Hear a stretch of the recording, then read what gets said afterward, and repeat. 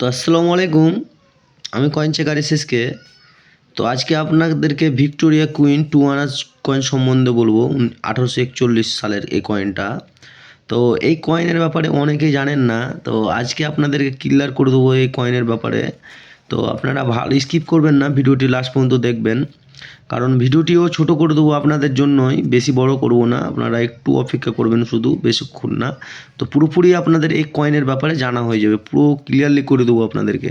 তো চলেন, metal silver, এই কয়েনটা কিন্তু সিলভারের, আপনাদেরকে বলে দিচ্ছি, ভালো করে দেখে রাখেন। মেটেল কিন্তু সিলভার, আর ওয়েটটা কিন্তু 1.46 গ্রাম। আর সাইজ আপনার 15 থেকে 15.80, মানে 15.30 থেকে 15.80 পর্যন্ত আপনাদের সার্কুলার এই কয়েনটা, এই কয়েনের দাম কিন্তু অনেকে জানা নেই। দেখে রাখেন, 2 আনাজ ভিক্টোরিয়া কুইনের 2 আনাজ টু আনাজের যে কয়েনটা, এই কয়েনের দাম কিন্তু অনেকে জানা নেই। তো আপনাদেরকে বলে দিই, এই কয়েনটা কিন্তু মুম্বাই, কলকাতা, মাদ্রাস, এই 3টে মিন্টে বেরিয়েছিল, ভালো করে দেখে নেন। এই কয়েনটা মুম্বাই, কলকাতা, হায়দ্রাবাদ, মুম্বাই, কলকাতা আর মাদ্রাস 3টে মিন্টে বেরিয়েছিল।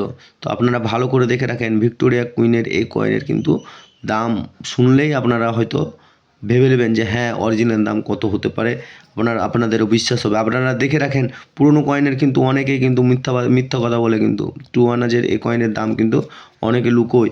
তো আপনাদেরকে বইতে আপনাদেরকে দেখিয়ে দিচ্ছি। কিন্তু একটা জিনিস ভাববেন, বইতে কিন্তু এত দাম থাকে না, বইতে একটু বেশিই থাকে, আর এর থেকে কম হয়। তো 1841 সালের কয়েনটা আপনাদেরকে দেখিয়ে দিই। তো মুম্বাই, দেখে রাখেন, মুম্বাই মিন্টের কয়েনের দাম হচ্ছে 1000 থেকে 5,500 টাকা পর্যন্ত।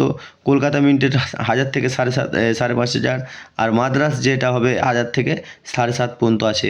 তো এই কয়েনের 1841 সালের কয়েনের দাম আপনাদেরকে পরিষ্কারভাবে 2 আনাজ ভিক্টোরিয়া কুইনের এই কয়েনের দাম আপনাদেরকে বলে দিলাম।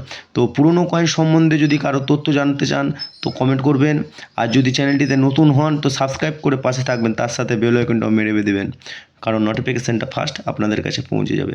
তো চলেন, আজকের ভিডিওটা আমি এখানে শেষ করলাম, পরের ভিডিওর জন্য অপেক্ষা করবেন।